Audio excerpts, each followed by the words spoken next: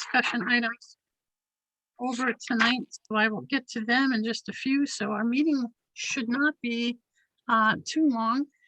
And I want to welcome everyone to the Town of Webster Conservation Commission meeting on this chilly Monday, January 24th, 2022. If I haven't talked to you or seen you, Happy New Year. And I hope everyone is safe and healthy. To begin our meeting, I'm going to read the governor's excerpt here for all virtually meeting boards. Pursuant to Governor Baker's March 12, 2020 order superseding certain provisions of the open meeting law, GLC 30A, section 18, and the governor's June 16, 2021 act relative to extending certain COVID-19 measures adopted during the state of emergency, this meeting of the Webster Conservation Commission will be conducted via remote participation to the greatest extent possible. The board will record the meeting for purposes of note-taking.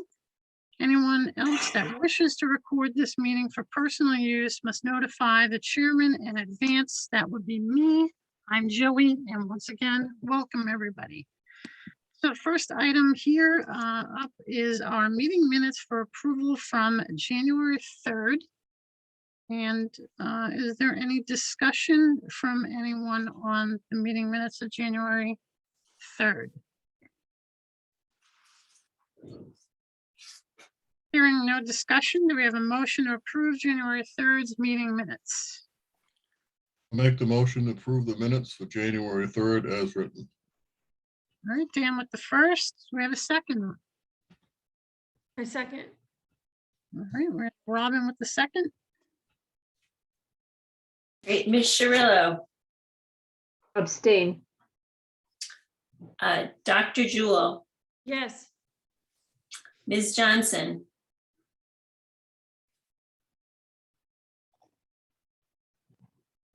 Mr. Duteau, Yes. Mr. Bach, yes, Yes. Mr. Wigglesworth, Clarissa, if you can't do audio, give a thumbs up. That way we know you can hear us.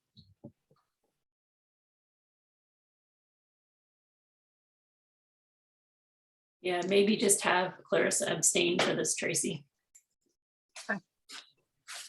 All right, so moving on to RDA's request for determination of applicability.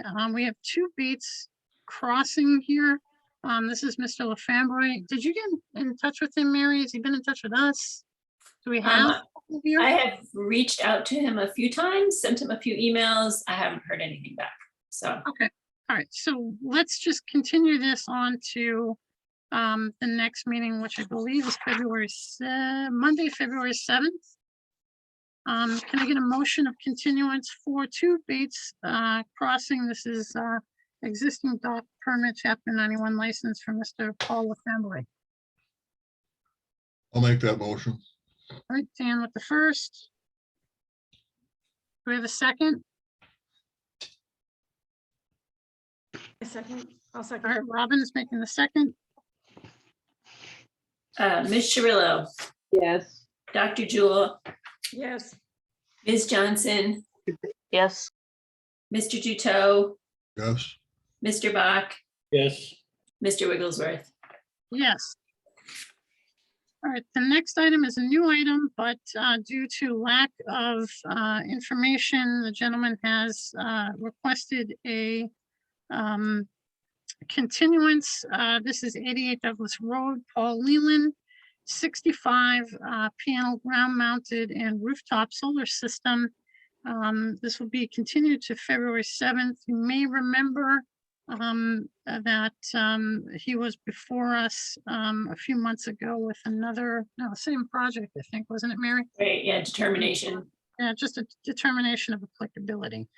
So now he's moving forward with a notice of intent. In order to do that, he needs to notify his abutters, and he wasn't completely in tune with that. So with that, you just need a motion of continuance for 88 Douglas Road to February 7th. I'll make that motion. Thank you, Clarissa. I'll second. Robin with, Michelle with this. Ms. Chirillo, Yes. Dr. Jewel, Yes. Ms. Johnson, Yes. Mr. Duto, yes, Mr. Bach, yes, Mr. Wigglesworth. Yes. Bouncing back to the meeting minutes for approval. Clarissa, did you hear us for the January 3rd meeting minutes for approval during the roll call? No, sorry, my data was cutting out. Okay, did you, have you read them? Do you have any discussion? Yeah, it And looks good to me. Okay, all right. So that's a yay from Clarissa. Yay. All right. 29 Beacon Road, as we know, Mr. Chaffetz is continued till February 24th, so we do not need to do anything with that. All right, so moving on to discussion items. Some are a little old, some are newer ones. I am going to make a recommendation to Mary and see how the board feels. Mary, it might be a good for public, but also for us to, when you're categorizing the discussion items, maybe these are new discussion items, these are ongoing old ones. Does anyone else feel that way? Kind of an old business, new business style. I agree. That's the way it should be.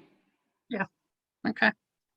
All right, so just, I guess, keep that in mind for the next agenda, Mary. Okay, All right, so first up, discussion item is LKQ water sample results. As per the agreement and the order of conditions we gave them, they had an event, a rain event, that they decided to go out and retrieve a water sample. Mary got the water sample results that trickled down to the board to be able to review those results. And of course, none of us are water chemists. So trying to understand them, what the results is a little bit technical if you've never really worked in that realm. I want to thank Fred and Karen, and I believe maybe Michelle or Dan also with chiming in on getting some understanding. And of course, Mary went to find some information on it. So I think what we could probably do in the future going forward is asking for maybe a little bit of just a brief narrative from either LKQ or from the, I'm assuming that they're using Alpha. I didn't remember seeing who did this water sample, but I don't think that that's out of the realm. I mean, we're asking for it. We should be able to review it at a glance. This is what it should be. This is that. Yeah, Joey, they should Yep. at least provide us the crib sheet of reference ranges. I Absolutely. mean, if you look at they had like a COD of 30. Well, what does that mean? Technically, it means that it is safe at 30. It's safe to discharge into the water supply. At 300 is the limit for going into sewer. Yeah. But if you don't do it every day, they're meaningless numbers. hey, Fred, it seems like you understand this a little bit more. One of their things on their sheet is called the MDL. And that seemed in it, and so the meaning of that was, minimum detectable limit. Yeah, maximum daily loading, Mary. well, it said method detection limit. And I wonder if that was their the standard that they were going against, but No, that would make sense. So that the way I interpret that is that is the limit that the machine can detect that particular item at. okay, that makes sense. if you look at, we should probably all as a group, if we're gonna be reviewing, these, the loading that goes into, water for runoff, we probably should look at the stormwater standards from Mass, as well as what's on the EPA's website, because that's what, municipal stormwater as well as any public drinking water and whatnot, they need to, be in a certain realm to be able to discharge. So I think that, it's nice that we got this from Daryl, but if Daryl can just give us a quick rundown, it's nice that we got the temps and the parameters that we asked for. But I think it probably would be good to know what's location one, what's location, even if it's, it's an internal thing for us to know where these locations are and to be Hey, able to Joey, look on a map. the locations are specified in the order, so that we do know the locations. Okay, all right. So I would probably remind folks to take a look at those. But just, as the plant manager, at least get us, we should appeal to him to get us something that is just, it's readable for us so that we can kind of know, are they up, are they down? And then the important thing that Karen brought up was, all right, they're high or they're out of whack on this particular criteria. What are they doing to counteract it? So sometimes that means just a little bit more of the, what is it, the fibrous rule at the, where the outfall is. And I know that Fred, at one point you were talking about flocks, but we just want to know what they're doing to counteract. The important thing here is remember that this is for them to get criteria to know whether they're discharging bad stuff, and for them to, they know that we're taking a look at this and, that we're gonna have questions if we see something that's a little bit too high. So, Joey, And just, And it's safe to assume that they have to send this exact same stuff to the EPA. right, right, exactly, because Fred, the only thing that's in our order, actually, this is what we agreed upon, is they're just telling us the temperature and then the turbidity, which is what showed up in the email. And then this whole other thing, this whole report was extra, so they must have to do that for the EPA. I look at this as thank you very much. But a scientist or someone that's done environmental science or water quality or whatnot is only really going to be able to interpret this. Now, So- Joey, does Brandon have any experience in this? Is this something that he could look at and in 10 minutes, like, give us a yay or nay? Yeah, why don't, I can ping it off of him and ask him. Yeah, I can ask, I'm sure he'll. The things that I noticed were, the first was the annoyance in that it was like every sample they were doing a different test. One was a BOD, one was a COD, and one was a biochemical analysis, biochemical oxygen demand. So it's like you can't really compare apples and apples. Right. Yeah.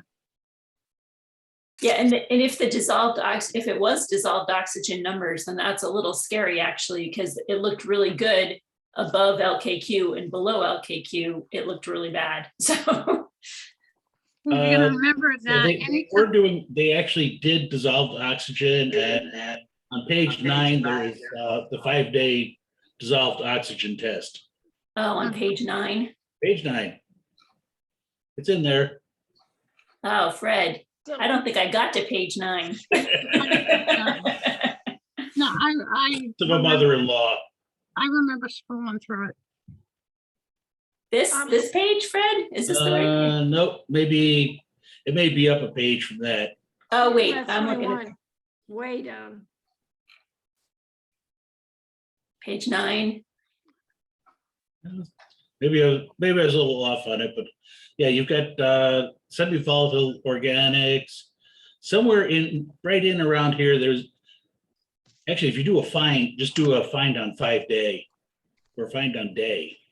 Well, I think I'm just viewing a PDF right now. Okay, but I should, so you think it's in here?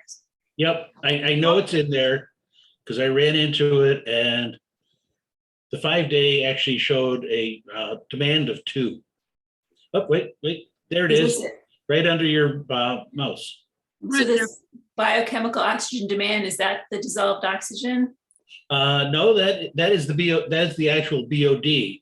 That is the test where you prepare a sample and then you add microbes into it and you put it in a controlled temperature for 5 days. And then what you do is you measure the dissolved oxygen at the end. And the difference between those two numbers is a BOD. Okay. It's Are we been gonna be able to get 45 years, someone but to I read did this study this. properly? Are we gonna get someone who really knows what they're doing with this? I'm gonna ask Brandon if he can just decipher this a little bit for us. You know, Fred will be teaching a master's class in water chemistry this semester if anyone's interested in signing up. And I then we mean- can decide what's right and wrong and what we're gonna do about it.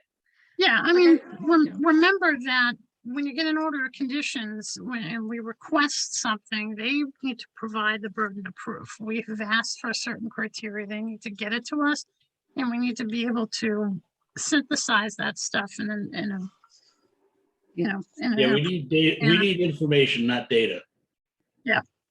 And actually, I'm willing to bet that the testing lab has a whole chart of what the limits are because they're working in like 45 states, and the limits are different, so they have to have a chart for every state.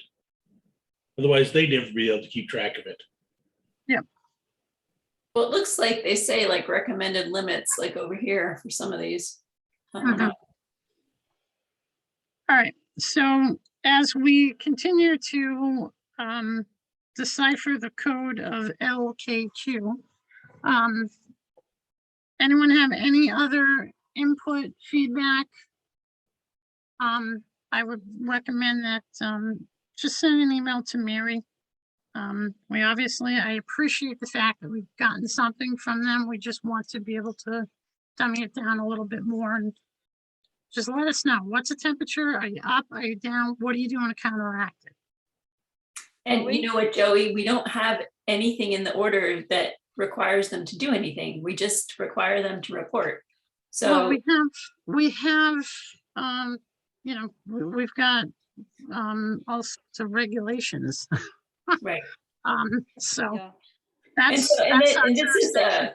this is kind of a pre-sample anyway, because I think they were just started work. And so hopefully, once the job is done, then the readings will be better, you hope. But In- All right, so, my- Yeah. Go ahead, sorry, Karen. Yeah, in my experience, when I sampled wash water from the tunnels in Boston, the standard was set by EPA. And we had a permit with them and they set the limits. So whenever we sampled, because I don't know how to read these either, the testing lab would tell us when there's an exceedance. But more than that, we waited, to be told by the governing authority that we had an exceedance, because it was sort of their job, not our job to confess. It was their job to read the analysis and then tell us that we violated. And then there was always some sort of mitigation on what the violation was, whether it was a water sample or an air sample. So the state, Department of Transportation, we didn't, create what happens next on the violation. Whoever the governing body was the one that created the standard for what the violation, exceeded. If that's any help. thank you, Karen. You're welcome. all right. So a little bit more to sort of uncover with that and hopefully we can get a little more info out. Of, I just pulled up the limits from the EPA for NTUs. Turbidity samples must be less than or equal to 0.3 NTU and at least 95% of the measurements.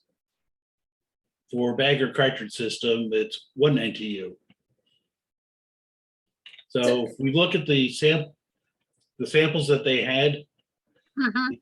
the sample coming in from Browns Brook is definitely meets the standard. Okay, it's only one sample, but the second sample is actually what is that, 0.95? Mhm. Yeah, so it's a little out of range.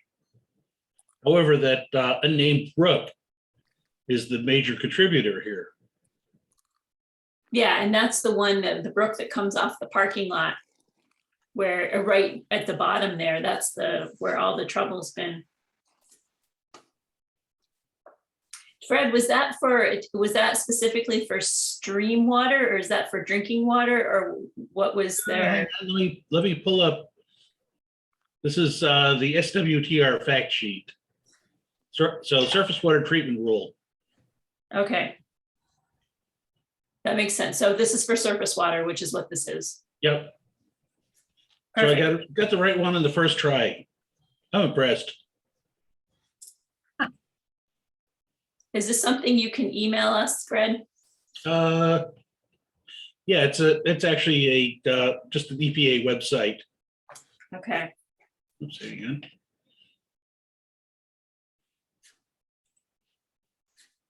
Yeah, it's just an EPA site. Actually, while I'm here, let me find an email and I'll do a reply to all on this one. The other item, and I think you can get this off of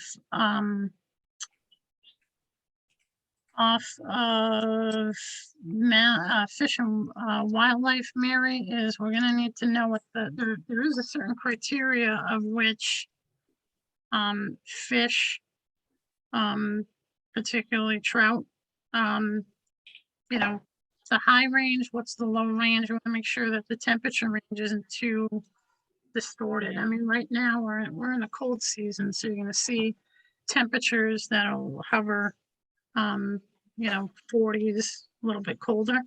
But once we get back into the warm season, we want to see that any, you know, stormwater runoff or whatnot isn't warming the brook too much, so that you know, the trout and species, you know, reptiles or whatnot are not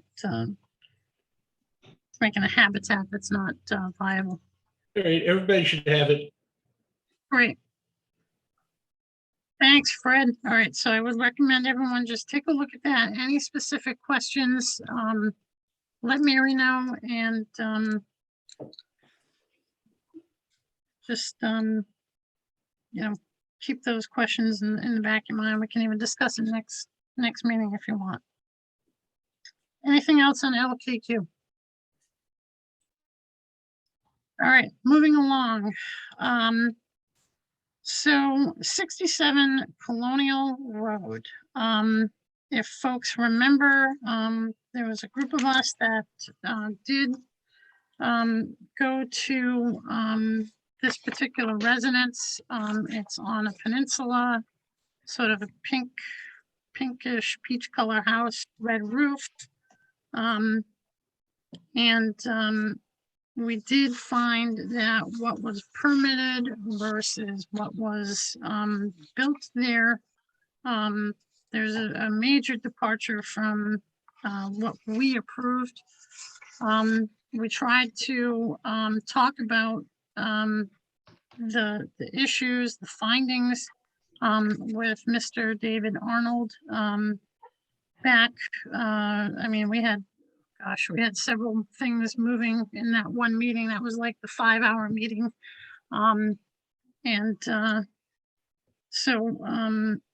This was back a couple months ago. And so Mary, we had decided that we were gonna enforce, and under the enforcement, we wanted him to acquire a wetland scientist to look at what was supposed to be done versus what has been done. The entire shoreline has been taken out. A retaining wall has been put in. Before, there was a lot of vegetated areas and permeable areas. Now it's all hardscape. So the contractor that was hired is a consistent violator around town. I'm not gonna name names, but I'm sure folks can connect the dots on that. But the more important thing is we had a resident that has sent the 3-page letter in response to our enforcement letter, stating that he feels that what needed to be done was to be safe. He hired a landscaper. This person did the permitting and didn't let him know what was being permitted. Apparently, the person couldn't get the permit through. I don't know, it's like the 4th paragraph. That's not true. Then apparently there was a DEP permit situation. I don't know what was up with that. He was fixing existing conditions that were decrepit. I was one of 4 people that walked that day on a Saturday when we met with him. And I'll be honest with you, I don't have any handicap except hearing. And I found the granite stairs to be very, very slick.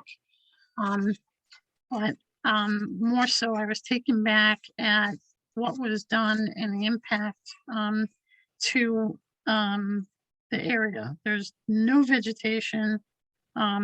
It's now, he claims that he used to have wildlife in there in his letter. There's now no wildlife. He doesn't want wildlife in his area. Which we all know the geese can be a problem. Absolutely. That is the nature of living with nature, really.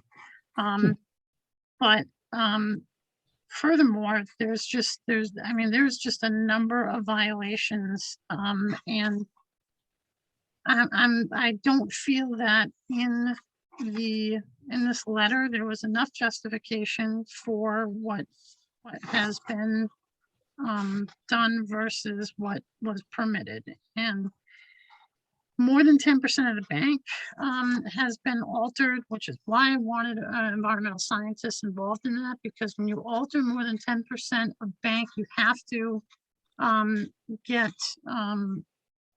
have mitigation done, and you have to have Chapter 91. Both did not happen. So in an effort to try to get this resident down the right road, we explained that he needs a wetland scientist. Yes, they both of the Mr. Arnold and his wife are, as explained in his letter, they are elderly and they want it safe, but we also have seen numerous projects that have been able to be safe and be compliant and work with us. He just went and did what he wanted. And it really blows me away, because he even states in his letter that he's an engineer of more than 30 years, I think, and has done, expert testimony. Well, if you know, then you didn't follow the proper protocol yourself. So how can you give us excellent testimony on anything when you're not following the law for yourself? So anyway, if you have not read the rebuttal letter from Mr. Arnold, I would definitely implore that you all read it. And I would urge all of you to get your comments to Mary I still would like to see Mr. Arnold. Mary, whether you're that person, have him come to the office and explain to him, you know exactly what went wrong and whatnot. Explain to him, hey, this is what happened and this is what can happen. The commission's enforced. You need to provide these things, and this is why we want you to have an environmental scientist, not being difficult. It's just in a restoration or replication or whatever's going to need to happen there. An environmental scientist needs to be involved. So before we go completely, we want to kind of slide into this based on some points in his letter.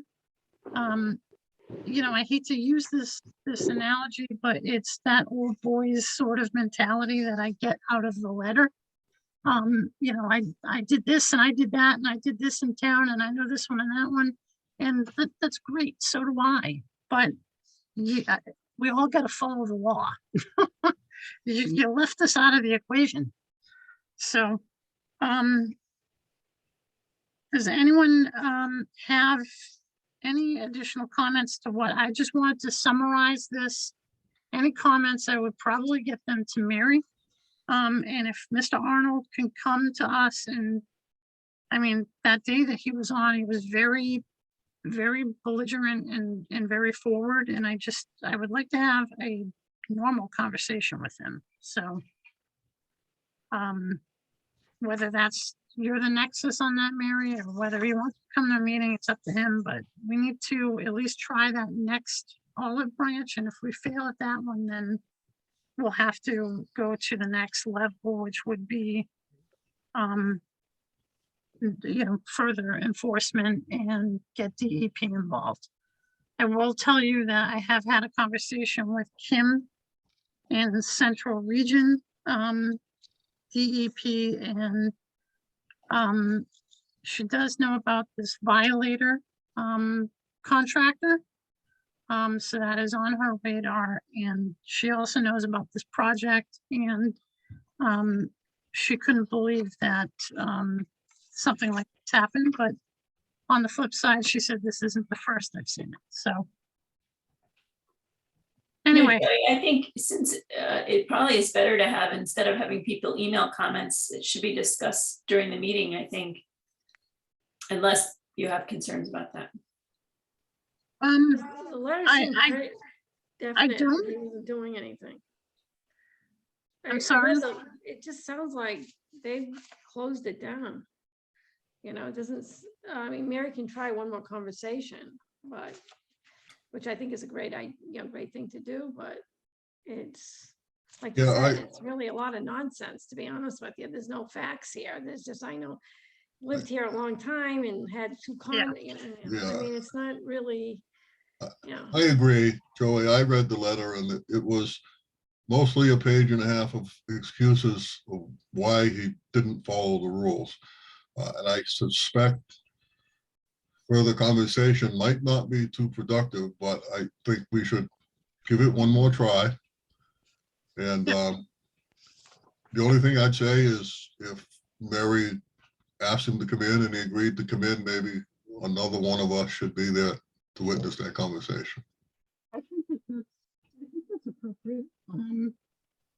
And I would definitely, if you can arrange something, Mary, with him, it probably would be best if one of the others that were there that day, maybe Karen or even you, Dan, Michelle, one of the others, that way, it's not, well, the chair doesn't like me, or we got into an argument from another meeting. So, I just want another commissioner's opinion on it. And of course, everything that I'm stating here is fact-based because it's what we've permitted versus what got done, what's in a letter versus what the actual what's true. Truth is that you weren't permitted to go to the grand scale that you did. we've got, almost the base of the Pyramid of Giza there, for God's sake. So, I can see one angle of it, but I have questions in my head about it, but that's all right. So let's try one last time, extending the olive branch and, having at least maybe a one-on-one discussion. That is obviously if he feels safe, if he wants to do a Zoom, then that's okay too. This is also the perfect venue to do Zoom, which is here. But sometimes people feel intimidated and, and of course, some of our older folks, I have an issue even with work. Some of the older folks just don't, they're very afraid of technology and they're very apprehensive of it. So I understand. So let's try one more time and, we'll see where it goes. Any other comments? All right, so that's where 67, I guess, Mary, we can add that to business for the next meeting. Mm. All right, so our peer review fees, if you have read Mary's emails, our peer review fees at the end of a project have not been going back to somebody.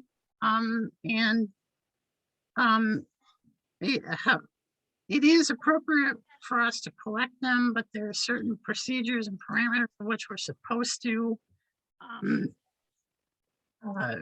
return them. And then I guess there's some, a little bit of additional money that they're supposed to get back with that. Mary, what exactly do you need from us on this? Are we looking to stop that procedure altogether and only if it hits a certain parameter, we collect the fee? Yeah, I would like to be able to have the freedom to, because right now we're collecting fees for any single family home that goes up and larger projects.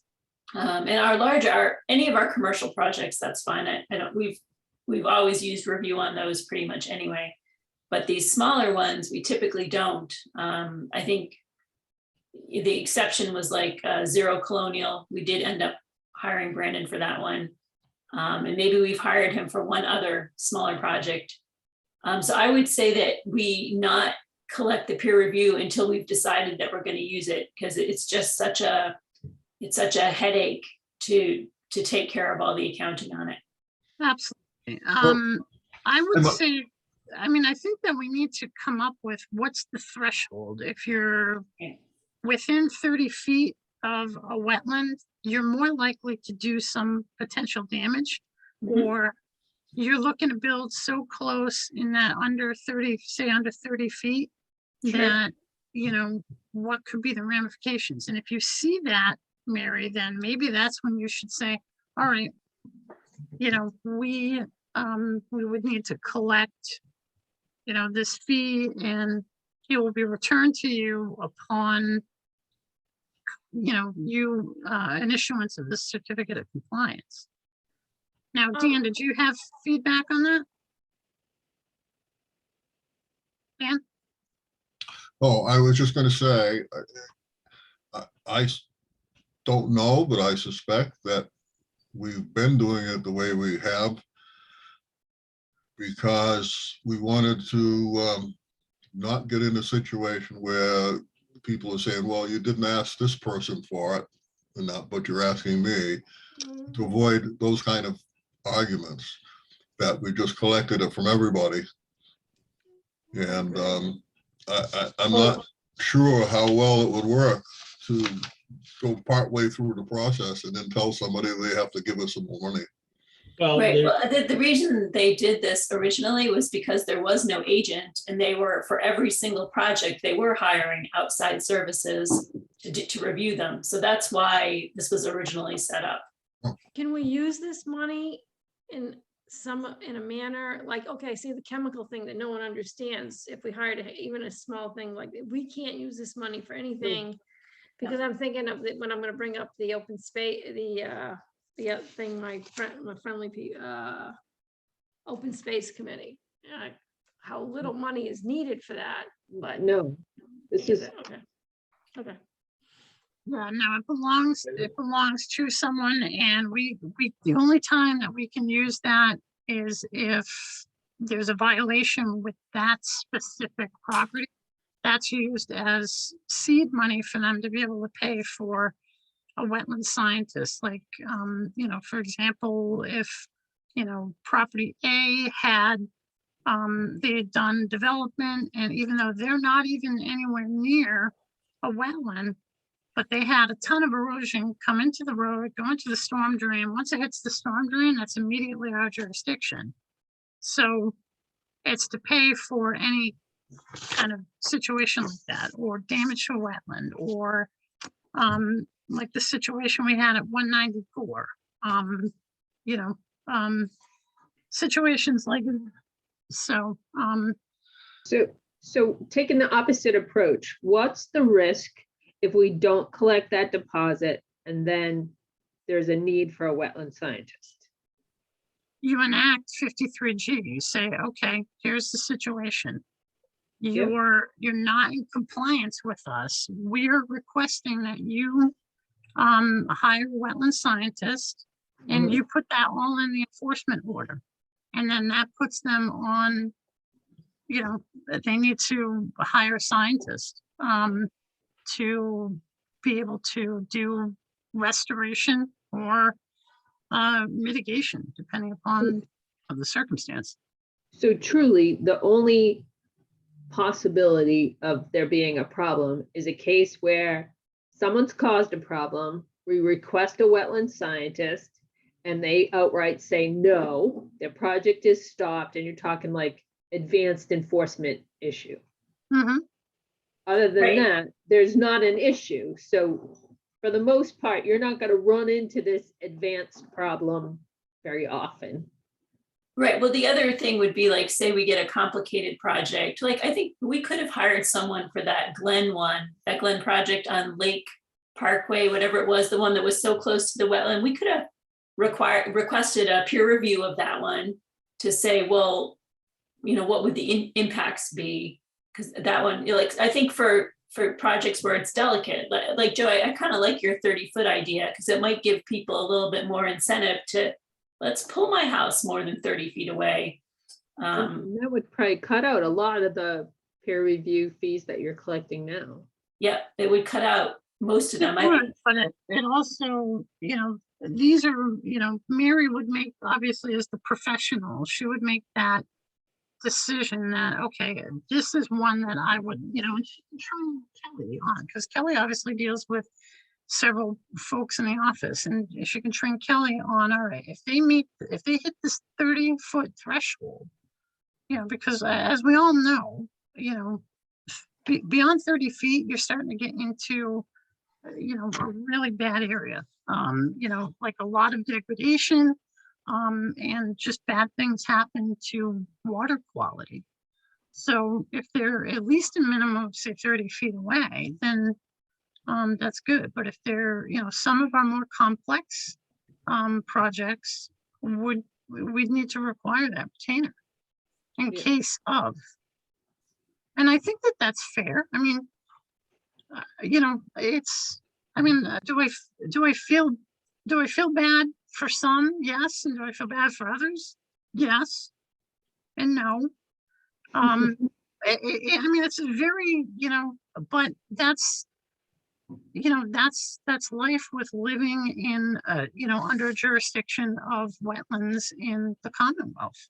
But at the end of the day, no matter how we handle this, we're not going to compromise our ability to call in a wetland scientist or a peer review at any Yes. point that we think is right. Right. Yeah, so I'm with you. I think it makes sense. Big projects, of course, you got to collect it. Small single family houses, if we use the rule of so many feet, I think that's fair. And Yeah. we can always change that if we have to. It's not Yep. like our hands get tied. The other thing that, Accounting problems. the other suggestion might be if we sit there and we collect it, and if we don't see any serious risk at the time we're issuing the order of conditions, at that Uh-huh. point, we could return the check. Because we're most likely to be wanting a wetland scientist during the design phase. Or if they make a mistake somewhere in the middle of the process. But, at that point, we've got the enforcement order, so we have the money there for the month that we need it, and then we get rid of it. Yeah, but if we have the money, somebody's got to put it somewhere, and I think that'll kick off the accounting problem. It's, Not if you hold the check, not if you do it. it's, Yeah, I'm not sure if we would be able to just hold the check without depositing it, but that would certainly clean up all of our accounting issues, but I'm not sure that's a good idea. I would not, But how long? I would not hold somebody's check. I mean, if it got I lost in wasn't saying town hold the hall check. or whatever, that's a big no-no. That's, Yeah, no, I was not saying hold the check. I was saying you deposit the check. And at the time we issue the order of conditions, right now we're waiting until we have a certificate of compliance before we get around to returning it. Whereas in 90% of the cases or better, once we have issued the order of conditions, we are out of the critical phase. And if it goes back in, then we have the enforcement mechanism. well, Fred, then you're not Everybody's getting saving any charged. paperwork though. Then we still have to go through all the work, which is, it's a fair bit of work to, Kelly has to email the accountant, please create a separate account. He has to create an account. He emails her back. She deposits. It's a lot. yeah, if anyone does a lot of work in QuickBooks or any accounting program, it's not fun. I mean, I know these people are paid to do that, but it's a lot. And if it's not necessary and we're not utilizing that, but here's my thing. We had talked about that, it's almost like the carrot to kind of get them to come back to get their COC. And I mean, you obviously can't sell a house with an open COC on it, with no COC on it. So at Yes, some you point it can. needs to get closed, but how can we get these people that the moment everything is done, everything is stabilized, to come back to be on the hook for a COC? Because weren't and I mean, even still, Mary, before whatever we decide on here, one thing that I would like to do is look at the list of people that, we essentially owe money as a municipality to. Have they gotten their COC yet? And if they don't have their COC yet, the first step should be, hey, we recognize that you still have an open order and we have a deposit from you. We need you to get a COC, and upon getting your COC, you'll receive your money back. Right. I think most people have figured the money's gone. They just forgot about it, because I've only had 2 people ask me for their money back ever. And yeah, no, I think it's kind of a carrot, but if they don't care, anyone who's building a house on the lake, $250 is like, they just forget, That's a good night out in It's somewhere. true. It's a nice little bit of money. I mean, I'd be wanting it back, but Yeah, it is. And I mean, there's a lot of young families and, yeah, I mean, you might make a good living, but that's $200 into your kid's college fund or first car or what have you. So, I guess, so we've talked about this now. So how do we feel about putting in a stipulation of the assessment from the conservation agent is this is a complex project and it would need a hold, it would need a financial hold. And, under anything that's close to 30 feet from a wetland. And if the house is 50 feet from a wetland, and Mary, given the project scope, you're not seeing any issue with needing a scientist or something at some point, then we don't do any collection of money. Okay with that.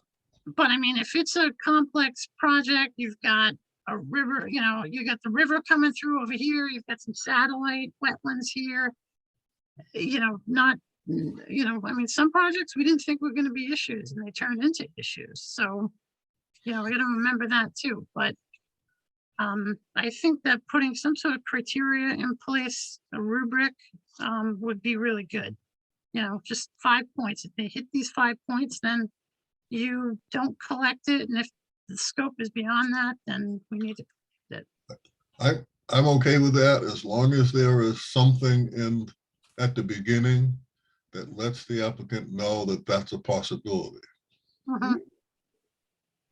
Well, that's what Karen and I have been talking about. Again, we worked on it yesterday on making some certain parts of the website a little more common man friendly. It's, they don't know it's just a lot of it's fantastic, but this would be another thing clearly of when you pay a fee and when you don't. And, and what? I was just gonna say, I'm working on it. But Working now on that what? you mention it, perhaps I could add something like that into it, Into what? on what you're talking about on the website. Yeah. Well, Karen and I were working on with particularly RDA versus NOI. Right. Just a beginning, before we get into minutia, which is fantastic that we have. And you're But right, perhaps in that revised document, there could be something that says that a peer review fee is a possibility depending on the specifics of a particular application. Right. So again, when you click on the things that we have, it goes down like real well in explaining stuff, but at the top of what the difference is. And that's where, and I noticed in the last year or two, where we get into trouble with people when it goes from an RDA to a NOI. The infamous "nobody told me that" thing.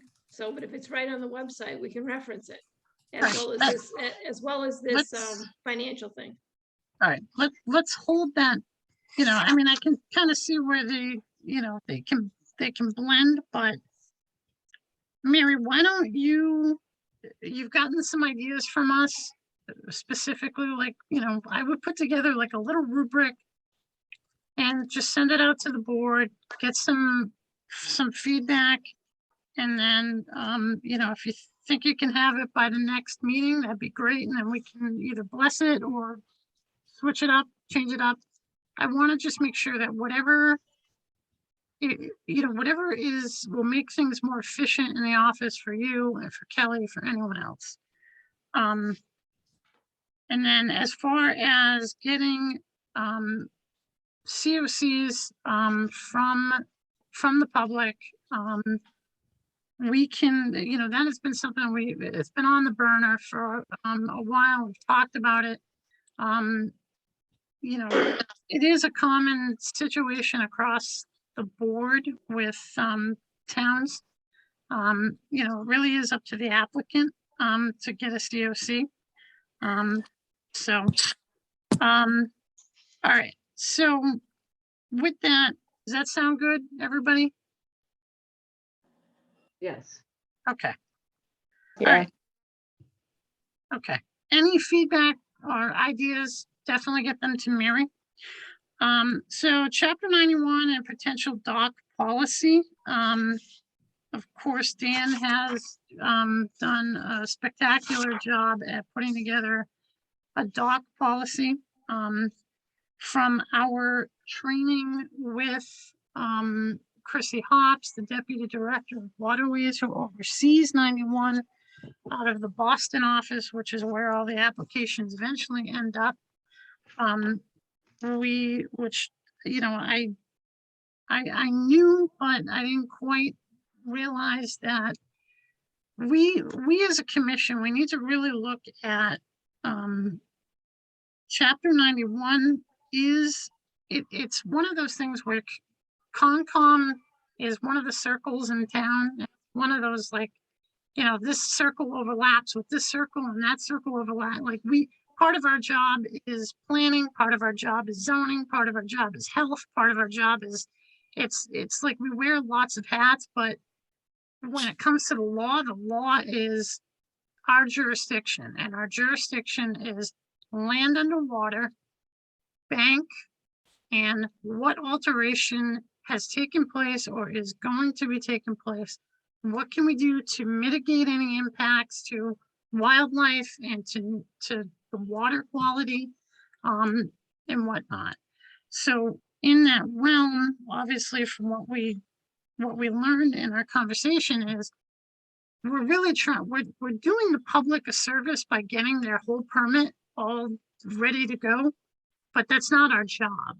Our job is to look at where it connects to land underwater, and anything beyond that scope really is up to 91. We just make comments on, okay, we think that this is going to happen. We think that this is a problem, so that they know and they understand where the commission is coming from. We're basically just looking at this as, is there an impact to the wetland resource area? Like, really kind of plain and simple. So with that said, is there any feedback on 91 and the dock policy? I think that Dan, you must have gotten some feedback from some people in order to adjust it. So anything on that? I'd just say that that draft that I gave you, now having talked to Chrissy, seems a little irrelevant, but we could always keep in mind that it might be the basis for a town bylaw on docks and associated structures. Dan, I don't think the document that you did is irrelevant. I thought it was really well put together and well thought out. I think, like I had said in the email, we just got to tailor it out so that the only thing that's being discussed is the basic 91 application, and making sure that the application is filled out properly. You know, the profile is given and the mean high water elevation is given. So we're down to like minimal impact, I suppose, but everything that you wrote really made a lot of sense in that. As Joey was just saying about us making sure that we keep our eyes on the Wetland Protection Act and not Chapter 91. The Wetland Protection Act also, for us, our interest is the fish in the shade and the disturbance of the bank. So you had a lot of good stuff there. I wouldn't throw it all out. Yeah, I had a combination of both in there. You did. I'm just saying that I think Chrissy made it clear that enforcement of Chapter 91 requirements is not our job. Correct. But as a basis for a town bylaw, that those things that I put in there could be useful. Well, yes, but also I agree with you on the town bylaw thing, but also we can't negate the fact that, you know, having a dock, because I know what we talked about at length, you know, having a dock, you know, 12 feet wide, 56 feet long, whether or not it's able to be permitted, because Chrissy was kind of vague on different situations. She did invite us to at least write an email and drop her a line that says, we don't think this is a good idea because, you know, this is an area where we know a bunch of trout hangs out. So now you just change their habitat. So we still have the ability to say that. We may not always win, but we have the ability to say it.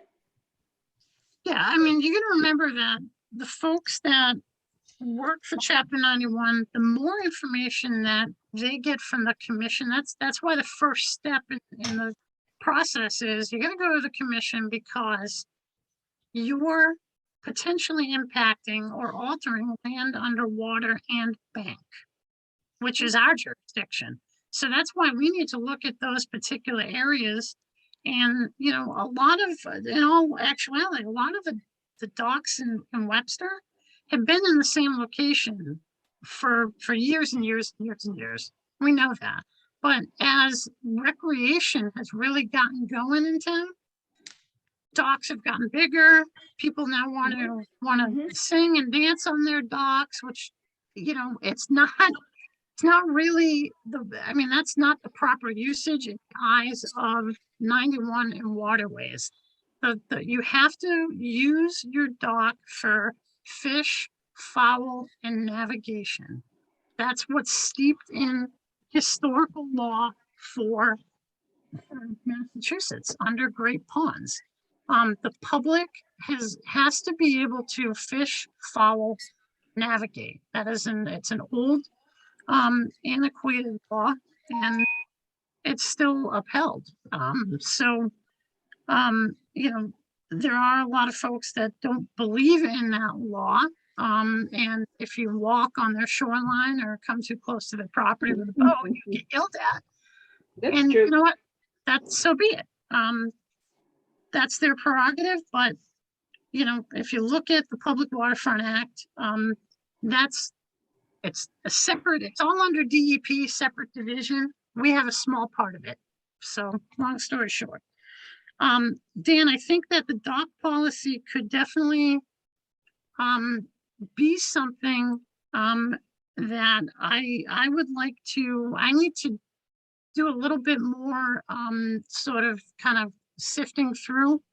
But I had this conversation with Mary that there is the ability to be able to make the conservation agent, the chairman of the Concom, or chairwoman of the Concom, the person that is the permit master. There is in chapter 91, there's certain thresholds that you need to meet. And then what you do is you put together this criteria of what you would be looking for. And you go to chapter 91, folks, you meet with them, you talk with them, you talk it over, and it takes the chapter 91 team in Boston out of the permitting equation, and it puts it in-house here in the town, which I think would be a beautiful thing. It would take away a lot of the complexity of this damn thing. And I think if it saves everybody, residents and us, time, energy, tears, sweat, grief, bitter words, I think it'd be a wonderful thing. And that's what I would like to aim for. Hopefully we might be able to get, I don't know how long it takes, but I do have a name of someone that went through this process in another community, and I'm going to be talking with her hopefully in the next few weeks. Our schedules just have not synced. So Are we gonna, when we're in new construction or walls, we always added that, you know, and don't forget chapter 91 and push it. Are we still gonna be pushing it a little bit? yeah, you have to work with our work. yeah, a wall, you absolutely have to go through a permit from 91. That's a big thing. But the reality of what we learned is that we're still local. We're still the people going to explain 91. We're still going to request dock permits. Nothing changed there. Yeah. We're the men on the street, the women on the street, seeing what's going on locally. And if it means we have to communicate differently with the chapter 91 team, then we'll do it. But what really changes, we're still going to ask the same questions and walk through the same things and still want the right things to get done. One thing that I've always said, and you folks have probably seen this with me, one thing I always say to people when they seem to be getting a bit twisted about this whole thing and frustrated, and I can't blame them, is you have to understand that we're asking you these questions so that you don't get your permit kicked back at you from the state. We're trying to set you up for success, both locally, but also when that goes off to the Commonwealth. People that are sitting in a cubicle in Boston, if what's required is not there and they can't get a visual picture in their head, then they're just going to be like, you know what? No, they're not getting a permit. Yep. So, you know, I think, but that also is, are we doing too much work for someone? And you know, that we gotta be careful of doing too much work and bearing the burden too much someone else's. Agreed. Yeah. But we still have to know enough to give a solid opinion to Absolutely. Boston. So is she gonna give another in-service then? Yeah, I'm gonna actually ask her to do another one, so, I would like, I mean, is there a day that works for the board? Is there a specific day, a specific time that works for folks? I think that one just got messed up because it changed. It was, yeah, it got changed. It was, I went back and forth with her. She was out for the holiday and then, that was like our first available. So I was like, all right, we'll Yeah. take. it. So, Yeah, I um, think otherwise it would have been fine. I think switching it at the last minute made it a little tougher. does anyone Wednesday or Thursday work for anybody? Either day. Those are fine with me. I'm good pretty much anytime except Wednesday mornings. Okay, so Wednesday isn't necessarily good. All right. All right, so this time what I'll do is I'll coordinate a date and a time. And hopefully ahead of time, and that way you guys can set aside an hour. And we can just continue to ask questions and run scenarios by her and, and then also talk more about the excerpt that's in 91 that talks about giving authority on the local level. So, all right, anything else on 91? Yes, were the meeting notes shared? Because I didn't. get them. Yes, Karen did wonderful notes, and Karen, you sent those out, didn't you? I believe you did. No? No. She did. I think I shared them, but maybe I didn't. No, I Um, sent them to you and Mary. I didn't send them to Okay. anybody else. All right, Okay, I'm sorry, I missed that. I will send them to everybody. No Okay. worries. I just know I Um, was late, so I didn't know what I missed. all right. Notes. All right, so Mary will get the notes out to everybody. Karen, thank you very much for doing that. I appreciate that. And I appreciate everyone's patience, regardless of whoever's on the call here from the public and from the board here as we work through the 91 process. So, all right, so with looking at the items we have left, I really would like to round out here in another 10 minutes. Mary, do we want to put the annual permitting and financial information to the next meeting? It doesn't matter when you look at it. You don't have to look at that tonight. Okay, all right, I'm just looking to get through some of this information that's more important. Illegal marinas, of course, we all know that there are some pockets of marinas in town that folks have an extra dock or extra dock space. Or as we found out from our meeting with the 91 folks, as long as your dock is licensed, if you want to rent out that one spot without going beyond, you actually can do that. I don't quite get that, but that's No, probably but Joey, that's their rule, but that violates local zoning. So Yes. that's a local Yes, zoning issue. So we've got a local zoning issue, which that's not our jurisdiction. The jurisdiction is that an object is in our jurisdiction. That shouldn't be there. That's not permitted to be there and whatnot. So what I'm thinking is we should probably have some sort of a quick short letter. I know how much you love letters, Mary. But it's the first step in trying to have people come to us, get educated, or they understand that we know what's going on if we send a letter. We now, you got the letter, we know what's going on, so you know it now. So get your dock permitted with us. Some folks around town, I know that where these areas are. I am familiar with several of them. I know many of the folks that are on the board. If you see something, say something. Let us know. I mean, we're not looking to be the police of the lake, but we are charged with quite a bit under the law. and various statutes. So we need to know where these are. We're also doing a very comprehensive, we've been doing a very comprehensive aquatic management program that has cost, if you calculate it, millions of dollars to keep our lake clean and viable. And if we keep having this increase in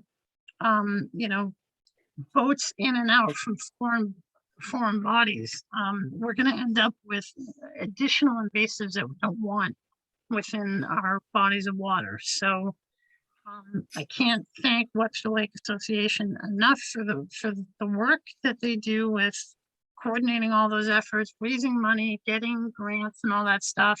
But we as the local permitting authority, we need to make sure that we're trying to minimize the additionals that are coming in under the radar. But with that said too, we also, a public service announcement to the public really should take place too. Like maybe on our website that's, hey, if you've got a dock, it's not licensed, we can help you license it. But also if you're renting out space with your dock, you can't do that. It's a violation of this, and this. Subject to fines, and we'll tell them right away if we find out. You get your dock out of the water. I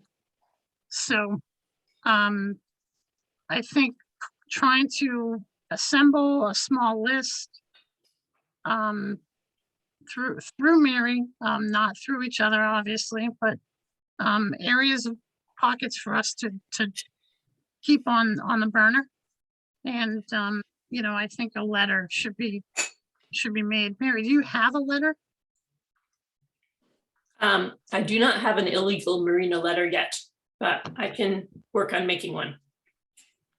Maybe I don't necessarily think illegal marina should I think that it should be, obviously we want this to be, it has been brought to our attention, obviously, that we see a dock or 7 that are not permitted, and you are in violation, or this property is in violation. And it should be worded in that way. So, I think one of the things that we should include on that is that we should be talking to zoning, because, as Chrissy was saying, have somebody else docking their boat at your dock, and that's perfectly legal as far as Chapter 91.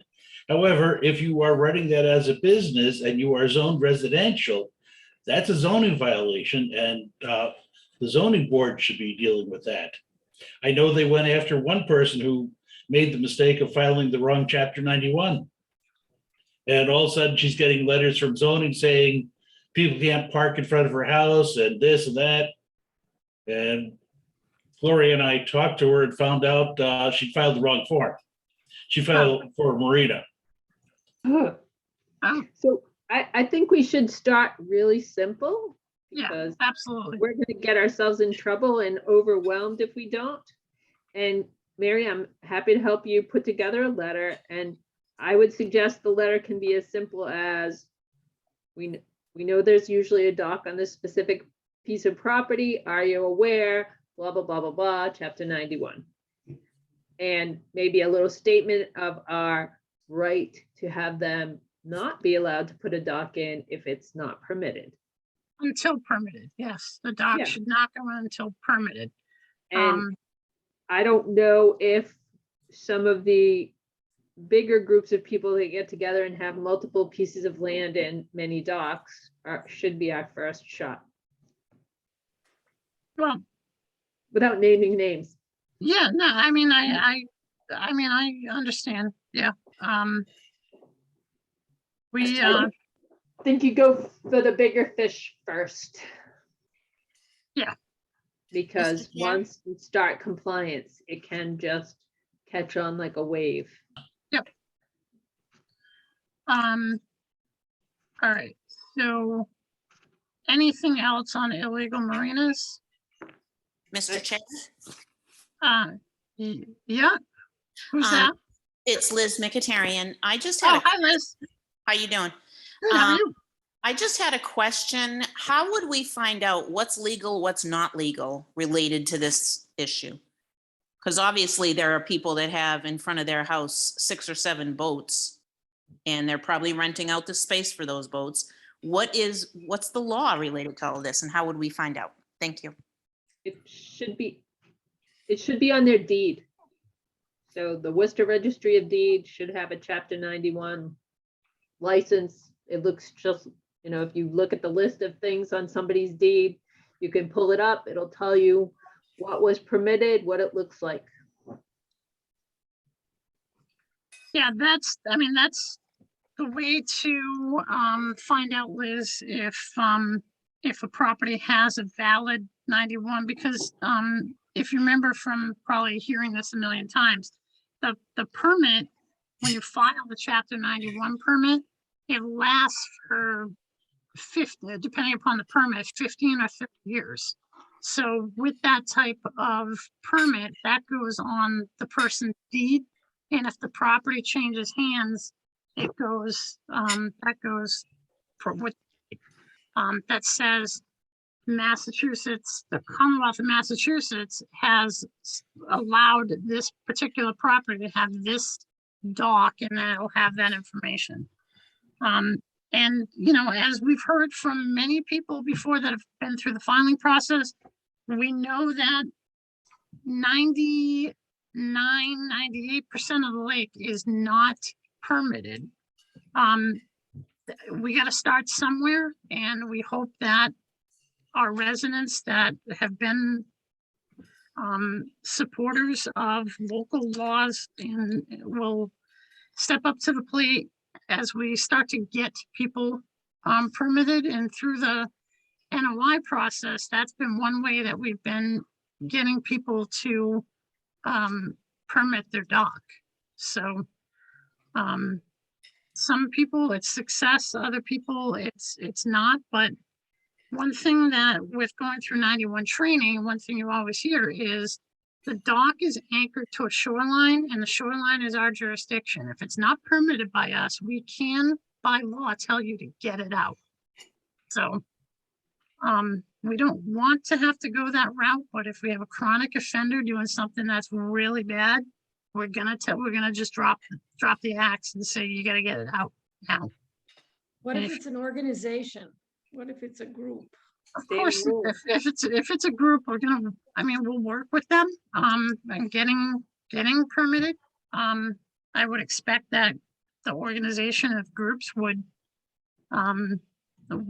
be the first in line to get permitted. So Because at the end of the day, it's the same rule. You can only have one dock on a 50-foot property. You can only follow certain rules. There aren't exceptions that I know of, other than if you go the big, huge marina route. all right, so illegal marinas, we're still moving along. It will be, yes, One pet peeve that I have, speaking from my own experience and still going through it with very limited success, is when people put in docks attached to state land. You know my story. I'm still waiting on DEP to act. I'm still waiting for the town to act. And now I'm probably, now in hindsight, I probably should request, the commission to act. It's unpermitted, still there, not even connected to private property. It's connected to state land. and if, the other thing, the other angle of that too is folks, and, this is the way it was prior to 1980 was, okay, my parcel of land ends over here. There's a little parcel that juts out over there. I'm just gonna fill in this area and connect the two, and wow, look at this. I got a yard now and I can get access to the water. That's that's still, that's illegal. You can't do that regardless of whenever the fill has been put in.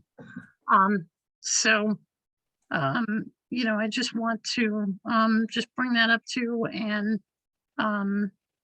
you know, of course, you know, we can and will work with folks that have, those types of issues. And, you know, of course, we've got two, one nonprofit that's connected to state land, and the other one, I don't know if they're nonprofit, but they are an organization in town, on, property that, I don't know if it's state or not, but they, you know, we're gonna make our way around and help folks get up to snuff. And I'm just hoping that if we can get the permitting piece in-house in town, it will take a lot of layers of the state, you know, the 16-page forms and all of that stuff, and just keeping it in-house. That would be great.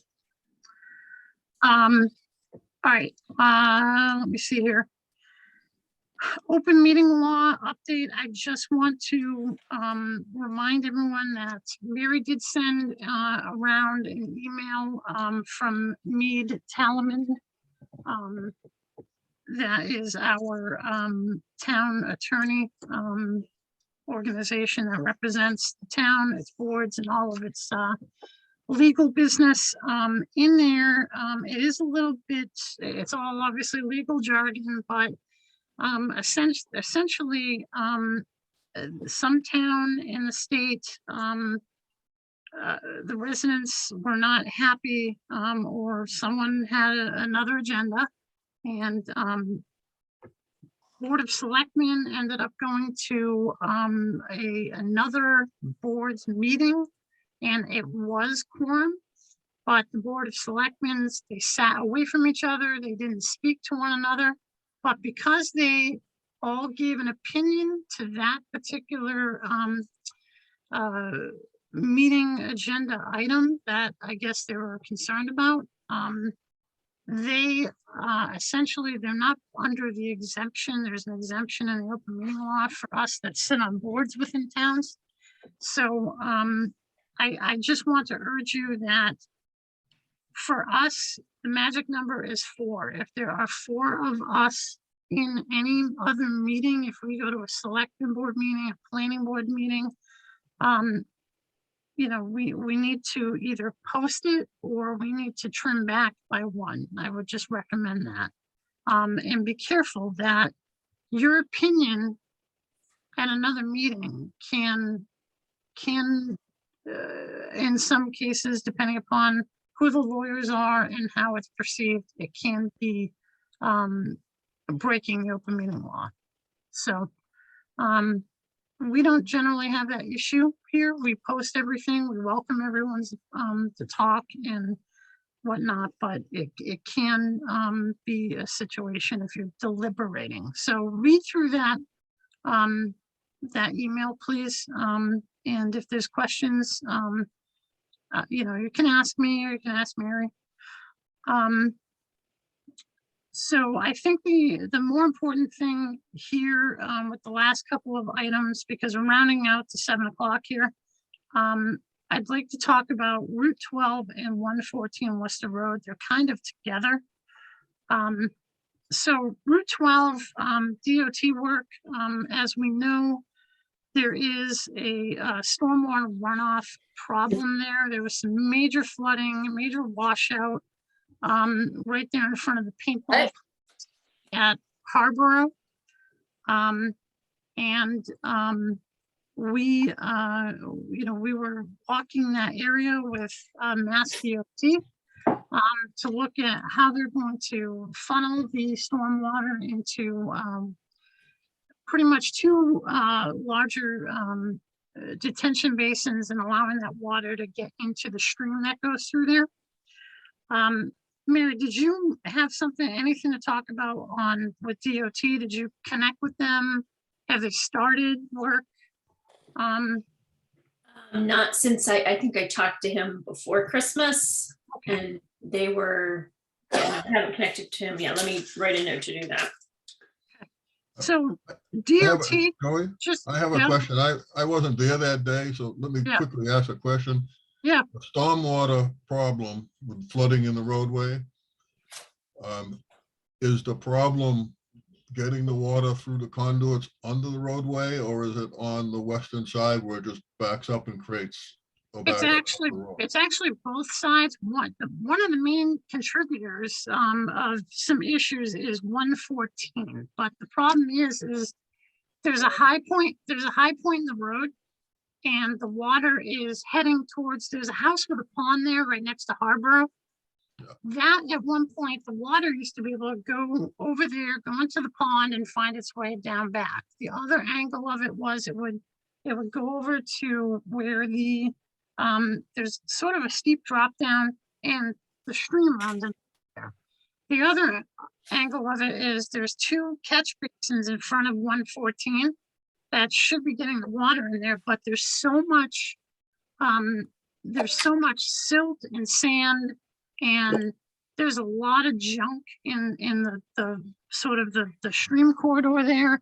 It's all the plants, plant material and organics have really just built up over the years. So they're gonna go in there and it's not gonna be a huge project, but they're gonna Mary, could you put iPhone 2 on mute, please? So they're going to create a way for the water to kind of go down into a depression over in front of the paintball place. They're going to create sort of a riprap for water to go down on the same side as the paintball place, but right near where the overpass, it's kind of a small overpass where the with the not why am I not remember underneath the road where the under the road goes. I'm tired. And then on the side where 114 is, they want to just clear that out. They started doing some vegetation removal, but they're gonna take a couple of swipes with a front loader in there to dig down and allow the water to get in there. But right now there's there's like oil cans, and right underneath that there's a billboard there. You can see a 53-foot trailer that's just hanging right out over the stream corridor. So with that said, there's some work that needs to happen in there. And DOT, because this is mass highway, Department of Transportation, it's a highway, they're exempt for certain provisions. And I mean, this is, when it rains heavily, this is a hazard. So we want to make sure that, they can do their work and do it effectively. Which I have a feeling they're going to do some sort of permit with us. As far as what permit with us, I don't know. My thing is we just got to get them in there to make the corrections that need to be done. And, they've got, it's not the DOT of, even 10 years ago. They have scientists and whatnot that work, engineers that work on these types of projects, so that there'll be minimal impact. But the situation, and this is where 114 comes into play, Mary had sent off a letter, kind of just hey, we've made these observations, and that was taken as, oh my God, you trespassed and this, that, and the other. And you folks have seen the letter. So we need to, Mary has taken the counter on that, to counter that letter with, the concerns of the attorney in that letter. I mean, without a doubt, there are numerous wetland violations there. I think that this initial letter was to be like, ooh, they've lawyered up. But we really need this property, it's been under the town's realm for a nuisance property for some time. But there are, and when I was there that day, it was shortly after the rain, and I could see some oil film coming off of the property, and it's been observed by others. So it is one of those old junkyards, and the methodology of the old junkyard, as we know, or an old farm, is dump it down back. But we need them to work with us and get everything, I mean, with the way that place looks, just take a front loader and just push everything back 100 feet from that brook, because that brook runs from the highway all the way behind where we approved that septic project up that street there. And it comes all the way down, and it runs all the way down to the French River. So, and I'm 99% sure that is a perennial stream, which means it's year round. So that carries a 200 foot. And if you think of all the crap on that site, I'm surprised a commission from prior to me has ever said anything like, hey, you got to get all this stuff at least 200 feet away. I appreciate everyone's responses to the letter. I know it was a bit jarring, and it's annoying, but attorneys are always looking out for their clients. But kind of know the facts and make make a call before you start making accusations. I am very doubtful that we will get anywhere with this, unfortunately, because for some reason they just don't want to comply with anything from the community, and it's sad because that property is just it needs to just be cleaned up, and the water quality coming from that stream into the French River, and to be honest with you, I wouldn't be surprised, and I've mentioned this before, and this is just my personal opinion and my thought. If you do the connectivity of that with the French River and where that stream comes down, and you sort of look at where Millbrook is, that's all in and around, I think, the Bigelow Road pumping station that has a lot of the PFAS issues. So if you look upstream to where that's at, that's an old dump really from the 50s and all the way up until more recently. So a lot of that stuff's getting into the ground table and working its way downstream. So, I don't know. I hope that we can get somewhere. I hope the lawyer will reach out to us or the next of kin on the property and just, what would you like from us, rather than have to go through DEP and enforcement and all that. That is just, it's just such not a pretty way to do business and do things. So,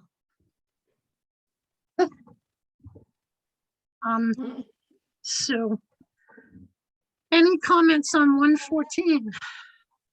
So I had sent out a draft of Dan's letter. Are we all okay to send that as a reply to the return attorney, just trying to encourage them to start a dialogue with us and stating that we did not trespass, etc.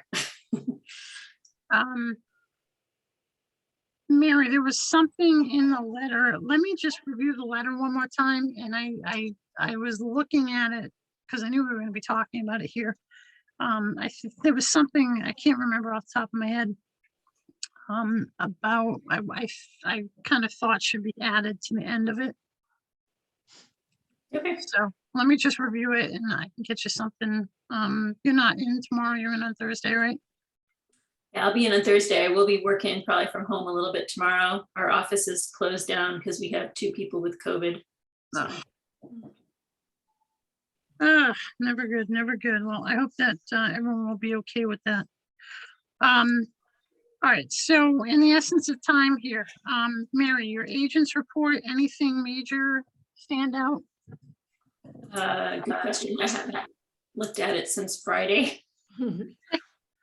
Um, But, well, while you pull that up, commissioners, anything last minute, we will talk about open space.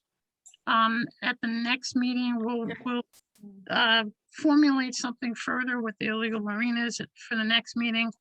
310 Thompson Road, if you had not driven through that condo complex, just drive through and take a look at some of the work that's been done. As we hopefully make contact with them to see what's been done versus where they're very, very close proximity to the wetland there with a recent paving job. And don't forget Memorial Beach. I'm sorry. They said, don't forget Memorial Beach. Yes, Memorial Beach. Up with Memorial Beach, Fred?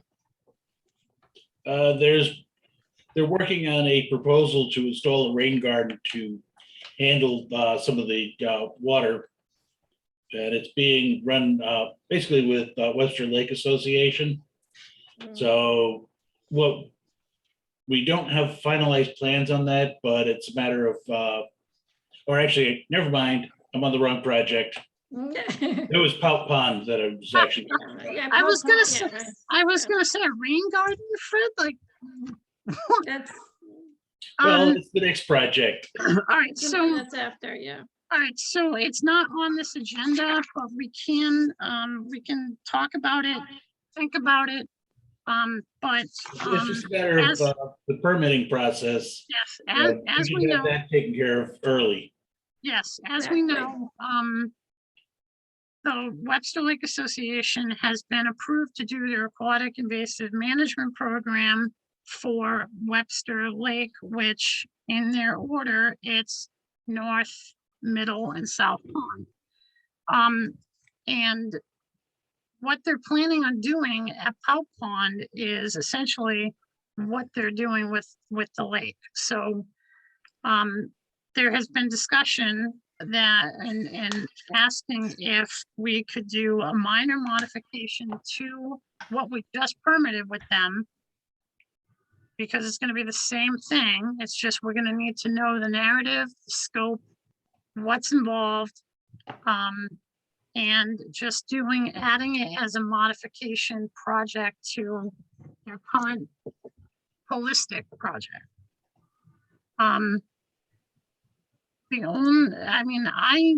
I thought about this over the weekend, and I was supposed to talk with Renee from Webster Lake Association, but she was on the phone when we were supposed to meet on Friday, and then she called me back, and then I was on the phone, and then I didn't hear from her over the weekend. So I anticipate in the next day or so I'll get more information out of her. But Fred and I'm sure Robin are a little bit more, abreast of the whole project that's going on. Basically, in a nutshell, as most of you already know, the Pout Pond is directly adjacent to the marina that is at Treasure Island.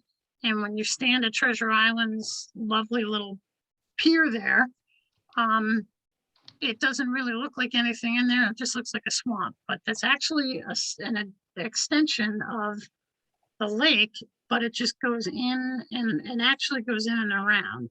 And the invasives and even some native vegetation has really taken hold in there. And they want to be able to get in there. They want to clear out the vegetation and be able to have allow some, kayaks can go in there, fishermen can go in there. It's one of those spots on the lake that I think it would be beneficial for Pout Pond to be sort of cleaned out a bit and allowed to kind of aerate in there. And any management that they're doing on the main body of water, fish and wildlife can congregate in there and be safe. From an ecological standpoint, I think it's important. So, and I mean, I've been vocal about that from the beginning. I think it's a great idea. I know some people are a little bit not so warm and fuzzy about it. But they've Webster Lake Association has gotten a really good grant from our legislatures that work very hard. Senator Fatman specifically. He And, was there the day that you were there. Yeah. So they got the money. So, the project it's doable. I think it's appropriate. So looking at it as rather than go through the whole NOI process, but we already permit and just apply it to that. I think it's better to keep anything that goes on in the future with Pout Pond under Webster Lake Aquatic Management and anything under Club Pond. They probably should be together so that in the future, anything that ever comes up, it's all together, it's all right there. And then we can add additional conditions like where are things for that project gonna be stored, where, what's gonna be done with this project. So So you're gonna put this in writing, so it's all set for. the So association? if there's gonna be additional conditions, we almost have to do an amendment because I would have to Yeah. issue a yeah, modified it would be order. an amendment. So an amendment requires butter notification. Okay. I thought we Which- separated them for a reason.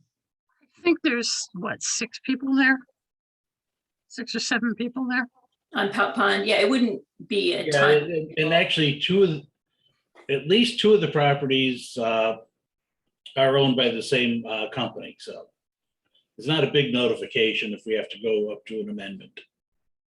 So Fred, is that the same thing? So is a modification project and the amendment the same, or is it slightly different? What is? They are Amendments- slightly different. An amendment is a bigger change.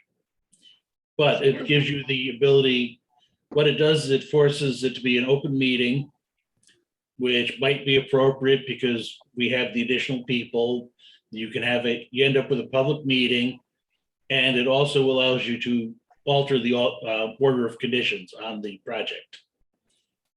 Okay. And- Yeah, And I would say, if we don't need to amend the order of conditions, then I would kind of lean towards the minor mod.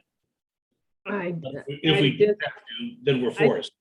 I think this takes a lot more discussion than trying to get off the phone at 7:15. I Because- agree. Yeah, that's, I was just bringing A lot of this pe- up a lot for of- next week. Yeah, several people in the Lake Association want to be part of this discussion too. We've worked really hard. Like I said, we had a whole site visit. Everybody was there, knew everything going on. And whatever, because, it's such a great project that everyone agreed to a long time ago. And that's why Ryan fought so hard so that we could get the money. Well, the thing is it's gonna happen. It's just which avenue do we go down to get it permitted? Do we just permit it under the current Webster Lake Association? Because they're doing the same thing that they're doing with the rest of the lake. So do we just have it as, an amendment?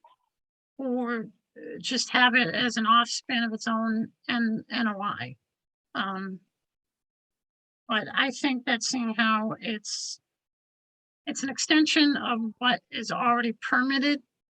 And it's just to a pocket of the lake that, to have it its own separate little compartment under the big umbrella is probably the more appropriate thing. Whatever's easier, so. So I'd like to understand that a lot more, Joey, because I thought we separated it for a reason. Yeah, I gotta go, I mean, I gotta go back into my Webster Lake binder with notes and all that stuff in there. But if there are, I mean, if there are comments and concerns, I would just get them to Mary. I mean, the idea of just bringing this up here was to not necessarily make a decision, but to at least just bring it up that they're looking to get their filing in now and done, and which avenue do they need to go down? Exactly. Thank So, you, Joe. that's pretty much more or less the idea. I mean, if the board right now totally, I mean, if we all feel that it should just be a separate NOI, and Mary can just take the, or, you know, most of the order, you know, most of the conditions she put on the main project and attach them to this with additionals, then fine, but you know, I see it as, why go through that when it's essentially the same project, it's just in a little pocket. But, you know, I mean, I've obviously, I'm gonna have questions as to what's happening, timeline, what kind of habitat could be living in there. I think that was one of the main reasons why we originally thought to have this as a separate, you know, a separate offshoot from the main permit. Because this is such a naturalized little area. What's in there for habitat? When you had mentioned that day about the bass, which I thought was fast, you know, that, again, we want to keep whatever time limits, because we do have to spend the money at a certain time. You know, the state gave us. Okay, you know, we can't sit around a bank account and eat for a couple of years. So, yeah, but again, your input you with that have- was fantastic. Here's the thing, Robin, I'll say to anyone that's part of the Webster Lake Association, put together a narrative, put it together now, and at least send it over to Mary, and Mary can disseminate it to the board. We can all read it and be like, okay, here's, you know, here's what's been observed in there for habitat. And, you know, I'm not saying a habitat, you know, evaluation or assessment or anything like We that, but already, we have a pout pond restoration. Fred and I have it, and I thought you had it too. It was I haven't received what, Solitude's. Okay, I thought you got a copy of it the day we were send me there. Remember- whatever remember you may Gloria? have, send it. Okay, because Gloria was handing them out the day that you were there. Okay, it No, was I what- didn't get anything the day that day in, what was it, October? Yeah, I didn't get any. Okay, no, you were just, you know, I just saw you looking around with Ryan and Paul. So, yeah, but she was handing out the plan. She was handing it out, so. All right, if you can, for the board's sake, I would at least, you know, Okay. yeah, let but us we're know just- this is what is being eyed to be done. Okay, so next week, we're gonna discuss this during discussion. Next week, Next meeting. you mean for the 7th? Yeah, the 7th. Okay. Yeah, but any information, I would disseminate that to the board, you know, so that the board is familiarized with what's going on with it. And Mhm. we can orbit Well, some and of then it- get Right. get you I mean, guys some of going the down stuff the right. you already contributed to. So if you know something that, like, you were the one that said about the bass spawning. So I thought that was great, but again, I mean, not as we, but you're included in this, are an expert, and whatever input you're contributing, that'd be great, because you contributed a lot that day as far as the habitat goes and opening it up and how much better it would be for the lake. So we can give you the copy of those plans. It was written a couple of years ago, what Solitude's planning to do. Paul is helping out with that. That's, again, some of the input you've already given. So whatever else you can add about the wildlife, the species there that you've already contributed, great. Yes, any information, you know, just get it out to our board so that we all are on hopefully the same page. And if one of us has a concern or comment or whatnot, we can cut it off at the pass and discuss it. And That's what you everybody wants guys, to do. what's that? I said, yeah, that's what everybody wants to do, is get Yeah. it done now, so that whenever the bass aren't spawning, whenever solitude's there, whenever anything else could be a problem, we can hit, do this great restoration, I don't know, project that a lot of people have talked about. You might have a couple people, I don't know who they are, but the people I've spoken to were really enthusiastic about cleaning out some of the, like they were Suckerbrook. Yeah. You were part of that, what that included, so it's not gonna be a heck of a lot different outside that there was, a big condominium that was set up there that used to be a way. People talked about it for years. I talked about it with Ann Morgan. She told me to get pictures. I went to the town. I called your agency about grants. Everybody's yay, yay, yay. This is a great project. Ryan Fatman asked him. 2 months later, we get the cash right here. So again, there's nothing really different that hasn't been talked about in the last 6 months to a year about it. Okay. All right. All right, so be looking for commissioners that aren't completely in the know on that. Be looking for information coming on what's going on with that. Mary, any other items? I think the only thing from my agent's report that was worth noting was just 29 South Point, the progress there. Okay. The builders were in the office today. They're not, everything's frozen, so they don't want to do anything the rest of the winter. I was there before it snowed, so a couple weeks ago, and this was the situation. I haven't been back. They did fix this problem though, with the turbidity getting into the lake.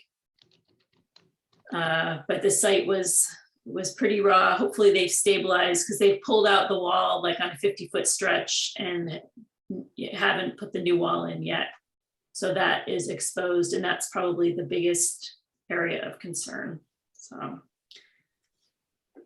it sounds like there's a little bit of an issue with the footer, and because originally they were not gonna do anything with that footer. They were gonna use the old footer. It sounds like they may not have been able to, and so anyway, that's just what's going on there. That's the main concern of all my site visits. Okay. Yeah, they're gonna need more than just a straw wattle that looks like that there. What a mess. Joey. Yeah. Poor Eric. Thankfully, the ground is, thankfully it's frozen right now, but as soon as it starts raining, we're gonna have trouble. This is gonna be, we need to probably help the applicant with coming up with some sort of a plan of action for that property for the spring, because the moment we start getting spring rains and there's a little bit of rain, thawing rather, I mean, that's gonna be a mud bowl right in the lake. Yeah, so yeah, so I don't know, is anyone here from 29? I don't think there's any, I Hey. didn't, Joey, Eric is gonna be I on next actually week. am here. Oh, Hello. great. Eric. Yeah.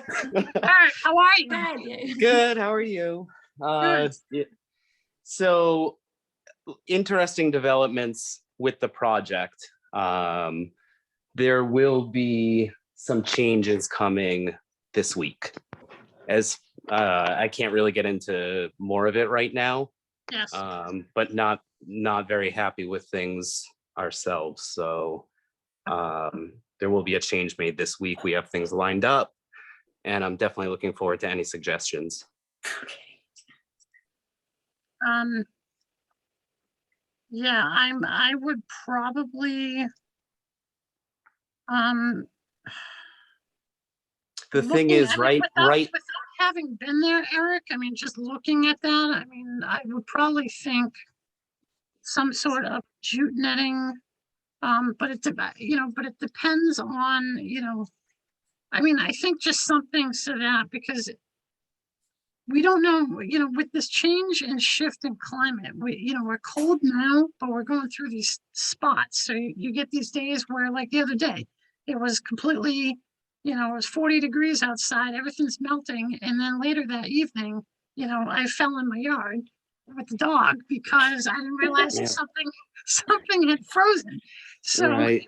So and part of, Jason and I had already talked about putting up more of the straw wattles around the entire property. And right now, thankfully, everything's frozen solid. So there isn't anything that's going to move. Hopefully with the project going forward, I'm not sure if he's going to be, again, I can't say too much right now. yeah. But I would probably, Eric, if you want to talk with Mary offline, or if you want some input from me offline, I'm always willing to help people out. But looking at that, I'm thinking, because of how it just got, and this is what I didn't want to have happen, was they went in and they ripped everything up all at once, and it should have been in small phases, so you Right. don't get that mud bowl. But I'm looking at that and I'm thinking you probably should invest in some what's called jute cloth. And it's basically for, some construction sites, it needs to be all raw, but you just lay this over it and it kind of keeps everything stabilized like a netting. as things as things thaw out or you get a torrential rain. You definitely would need the straw wattles near the water. But we get a good thaw and a good amount of rain. I mean, you could be looking at something you just Yeah, don't. it's held down by the landscaping staples. Yeah. Yeah. All right. Yeah. Yep. Other possibility would be just a heavy layer of straw, which would do pretty much the same thing. All right. Yeah. Yep. I'll look into the fabric. We've already been talking about this, what we need to do. We haven't done it in the last week because it's frozen solid. Yeah. But thankfully right now we don't have to really be worrying about it. And like I said, I have things in the works to hopefully make this whole project better, because we care about the lake as well. So Yeah. No, I appreciate that, Eric, and the fact that you're being forthcoming and upfront and notifying us right away, and just trying to look ahead and try to help you out with, you just never know. You get that 50-degree day and then a storm comes in at night, and even though you think the ground's frozen, that top 2 inches thawed Right. out, so it's going to end up on top of ice, on Right. the so yep. Yeah, we weren't quite expecting to have this much of it exposed. It was kind of a when they were cleaning up the property and pulled out some roots and lost more than any of us were, so yeah, and then the lake froze. So Eric, what about the footing? That's what's going on with that? So that's something I was going to go in and talk to Mary about. Our contractor said that the footing is tipped and can't be used. So he basically made the choice himself to put the wall behind the footing without asking us, cut the property in by like 2 feet. And we're just, things are going to be a little bit different this week. I'm sorry, Eric. Yeah. Yes. Really am. Yeah. I'm sorry. Yep. you'll Yeah. be having a big celebration on a nice. It'll bright all be good this summer. It is what it in the is. summer. Yes. So I just wanted to say that we're totally on the same page as the homeowners. So Okay. yep. Keep us in the loop, Eric. If you run into a difficult point, just reach out. Keep us updated, even if it's bad. Yep. The thing is with us is you run into a problem. What did you do to try to mitigate it, or do you need help from us to move things along, or an Right. idea? Yeah, I have spoken with Ted and my structural engineer. Okay. And Mary was my next stop. So Okay. yeah. Sounds like Ted beat you to it with Mary, so. Yeah. Um, all right, well, I wish it was a better update, but thank you. Yeah, thanks. Eric. All right. All right, folks, anything else? All right, if there is nothing else, can I get a motion for adjournment at 7:31? I make a motion that we adjourn tonight at 7:31. Man, and who's got the second? I'll second. There we go. There's the Fred I know. All right, then Fred and all in favor? Yes. Yes. Yes, unanimous. All right, folks, folks in the public, thank you so much for joining us, and my commissioners, thank you, always, a great team, so. Thank you, everyone. Have a good night. Stay safe. All right, bye-bye. Hey. Good night, Mary.